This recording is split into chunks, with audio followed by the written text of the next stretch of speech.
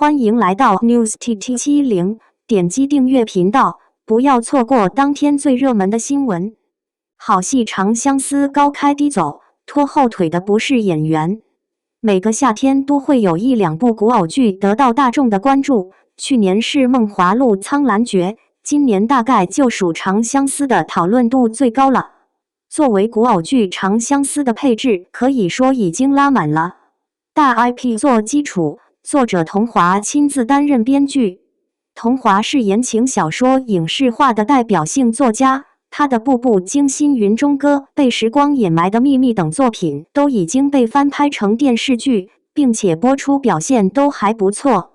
演员方面，剧组请到了演技派女演员杨紫，以及颜值演技都过关的几位男演员搭戏。出演过《觉醒年代》陈延年的张晚意，参与过《军师联盟》《猎罪图鉴》的演员谭健次，还有非常适合古装扮相的新人演员邓卫。几位的颜值和演技都非常贴合人物，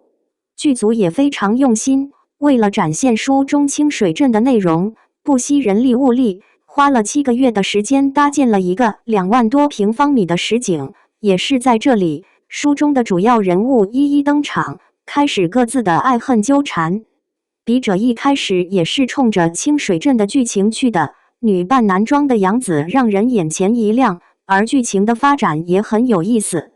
故事设定在仙侠世界，人、神、妖混居，西岩、陈荣、浩陵三国鼎立，清水镇则是一个三不管地带。杨紫扮演的是浩陵国王姬九瑶小妖，但因为种种原因，她失去了身份，忘记了自己的容貌，成为了无处可去、无人可依、无力自保的文小六。与他青梅竹马的西岩国王孙枪玄，为了寻找小妖走遍大荒，来到清水镇。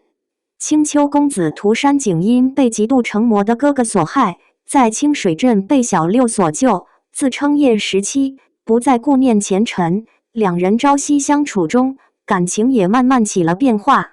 与此同时，小六进山时偶遇陈荣大军军师香柳，香柳是9头妖，两人不打不相识，机缘巧合下还中了小六的情蛊。清水镇的剧情里，3个人你来我往，小六还给自己收养的几个孩子麻子、串子娶了媳妇，并一直努力教给他们独立生活的技能。作为下饭剧还是非常合格的，有时候还能收获不少感动。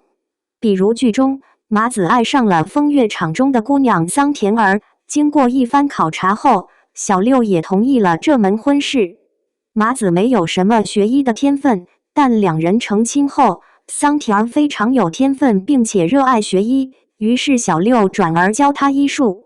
能够独立坐镇回春堂令桑田感激一辈子，因为这是他能够拥有独立人格，不必仰仗他人的真本事。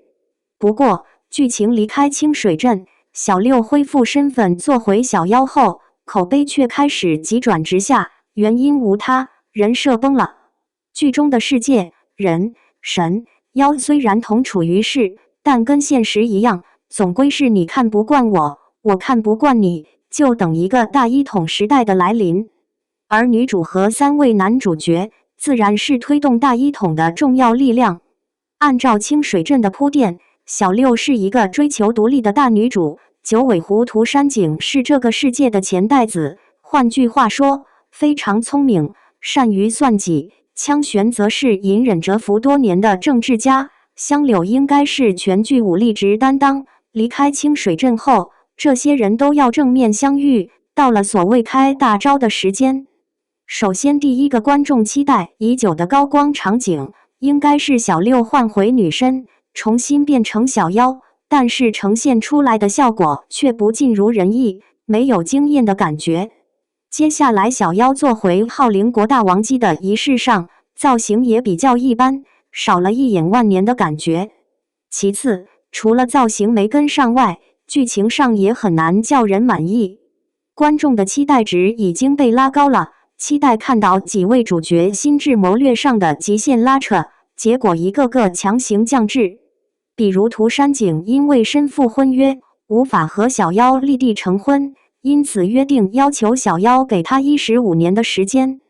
结果15年里，他都没发现未婚妻早就和他哥不清不楚，甚至还给人喜当爹。而小妖在梅林被虐杀后，涂山璟甚至都没有抢救一下的想法，就决定自杀相随。咱就是说，是不是辜负了这么一个美强惨的人设？说到梅林虐杀，那也属于小说中的高光场面，但也没有拍出来应有的效果。网友吐槽运镜、剪辑、BGM 都拉胯，被骂惨的剧组直接放出网盘链接、分轨视频、人声台词、音效配音等素材，号召大家二创剪自己心目中理想的梅林片段。虽说网友想看啥可以自己剪，但对于剧组来说，这就是给没拍好挽尊罢了。而且，虽然是一部古偶剧，但权谋线也太弱了，女主在里面也仿佛成为了工具人。看剧的时候，你仿佛不是在看剧，而是进入了一个乙女游戏。女主为了平衡每个男性角色，时不时走剧情，但剧情的目的只不过是让男演员们做出各种帅气 pose， 没啥悬念，也没啥逻辑。小妖也因为人设割裂被观众吐槽，毕竟前期清醒理智独立的小六变成小妖后就变成了海后，游走在几个男人之间，说一些模棱两可、暧昧不清的话，想写出大女主的人设，却没有安排足够有说服力的剧情。要笔者说，既然小妖都已经集齐政界、商界、妖界人脉势力了，不如就好好琢磨自己当女帝称霸大荒，这不比现在这剧情可看性高多了？这年头，观众也不好骗了，接下来要播出的第2季，恐怕也是无甚值得期待的，实在是食之无味。感谢您观看视频，如果您觉得本时事通讯有用，请不要忘记点赞、评论和订阅。祝您生活愉快，充满活力！